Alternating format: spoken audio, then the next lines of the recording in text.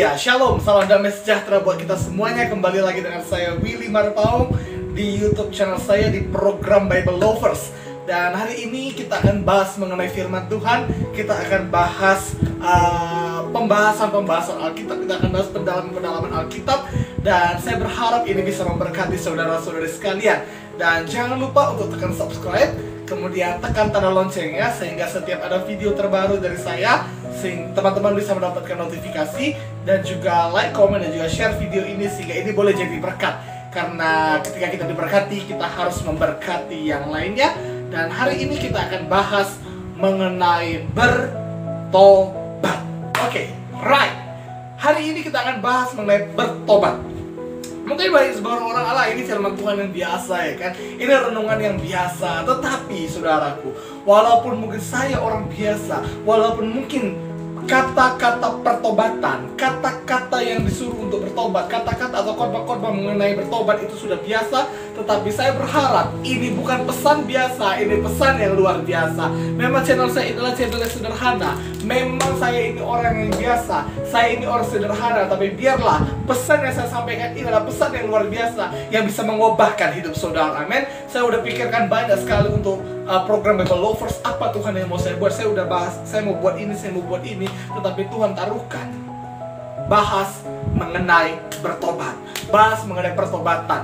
Kenapa? Karena ini akhir zaman. Oke, kita akan bahas dari Alkitab dulu, bahwa bertobat, ya, bertobat itu adalah berita Injil, itu adalah berita kabar baik. Mengapa saya katakan demikian? Kita lihat sama-sama. Yuk, Matius pasalnya yang ketiga, ayatnya yang kedua. Matius pasal yang ketiga, ayatnya yang kedua. Bertobatlah, sebab kerajaan sorga sudah dekat. Siapa ini yang mengatakannya? Yohanes Pembaptis. Bertobatlah, sebab kerajaan sorga sudah dekat. Dikatakan bahwa Yohanes Pembaptis, ayat 4, memakai jubah bulu unta dan ikat pinggang kulit, dan makanannya belalang dan madu hutan. Dia orang biasa, tapi dia membawakan pesan yang luar biasa.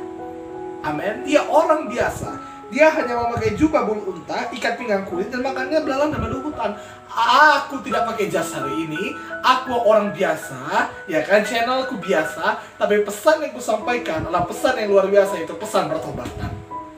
Amin. Nah, kemudian kalau ada orang mengatakan Injil kemakmuran, ya kan, ada orang yang selalu berbicara mengenai kemakmuran, mengenai berkat Tuhan yang luar biasa. Pertobatan itu sebenarnya adalah berkat Tuhan, di mana Tuhan memberikan kasih karunia, Tuhan memberikan anugerahnya kepada kita. Tuhan mengutus Yesus anaknya supaya ia menebus manusia, menebus kita dari dosa. Nah, jadi ini juga adalah berkat Tuhan.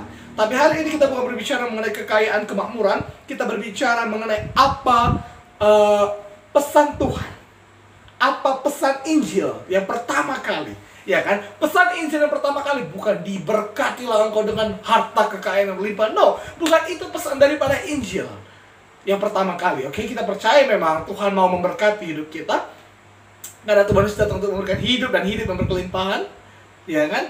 Tetapi pesan Injil bukanlah kekayaan, pesan Injil bukanlah kesembuhan, pesan Injil bukanlah mukjizat, pesan Injil adalah pertobatan. Matius 4, ini adalah kata-kata Tuhan Yesus. Tadi kita berbicara mengenai Yohanes Pembaptis, dan ini sekarang adalah kata-kata Tuhan Yesus. Matius 4, ayatnya yang ke-17. Saya bacakan. Sejak waktu itulah Yesus memberitakan, bertobatlah, sebab kerajaan sorga sudah dekat. Baik Yohanes Pembaptis pada awal khotbahnya yang mengatakan, bertobatlah, sebab kerajaan sorga sudah dekat. Lalu Yesus mengatakan, bertobatlah, sebab kerajaan sorga sudah dekat.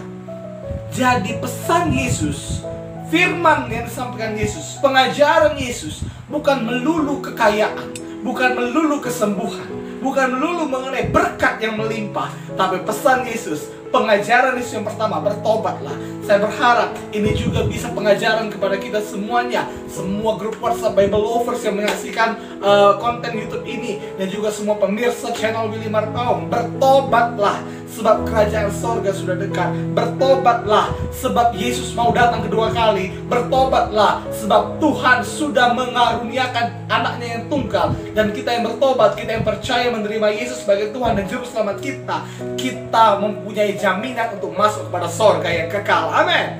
Dan pada saat khotbah Petrus yang pertama dalam Kisah Para Rasul 2, bahwa dia juga mengatakan, dia juga mengajarkan mengenai bertobatlah. Kisah Para Rasul pasal yang kedua, ayat yang ke-38, ayat 37-38. Ketika mereka mendengar hal itu, di mana Petrus berkhotbah pada hari Pentakosta, ketika mereka mendengar hal itu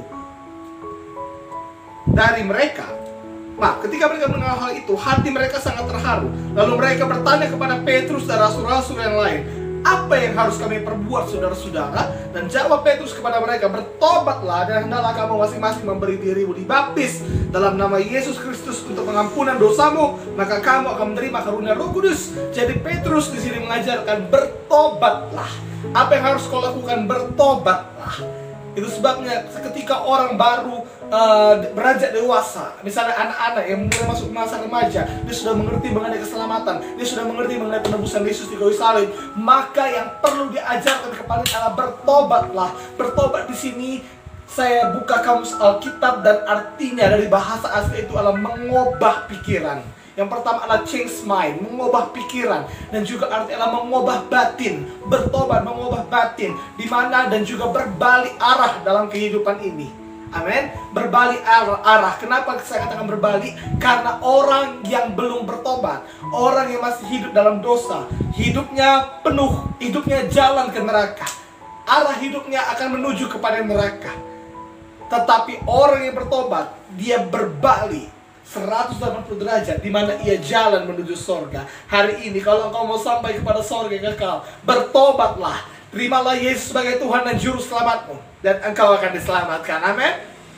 Ini pesan yang baik bagi saudara. Ini bukan untuk menuduh saudara, ini bukan untuk menghakimi dosa saudara, tapi ini adalah pesan kasih karunia Tuhan kepada saudara, bahwa Tuhan mau kita bertobat. Tuhan mau kita bertobat dan meninggalkan semua dosa-dosa kita. Memang kita tidak bisa sempurna hidup di dunia ini. Memang walaupun kita sudah bertobat, walaupun kita sudah lahir baru, walaupun kita sudah menerima Yesus sebagai Tuhan dan Juru Selamat kita, kita bisa juga jatuh dalam dosa. Tapi kita bukan lagi hidup di dalam dosa. Karena apa? Karena ada Roh Kudus dalam kita. Kita bisa berjalan seturut dengan firman Tuhan karena ada Roh Kudus yang menolong kita, Roh Kudus yang menguatkan kita untuk bisa hidup kudus, untuk bisa menjaga kekudusan kita. Itu sebabnya peka kepada apa kata Roh Kudus, peka kepada apa kata hati nurani kita. Amin. Jangan sampai kita nggak peka tapi peka. Itu bahaya. Ya, bertobatlah. Jadi hari ini bertobatlah. Amin. Bertobatlah dan jangan berbuat dosa lagi. Hidup kudus, hidup benar di hadapan Tuhan. Kalau kita bertobat, kita terima Yesus sebagai Tuhan dan Juru Selamat kita, maka kita pasti diselamatkan. Saya berharap ini bisa memberkati saudara-saudara sekalian, dan kiranya Tuhan Yesus memberkati semuanya. Sampai jumpa di video berikutnya. Haleluya.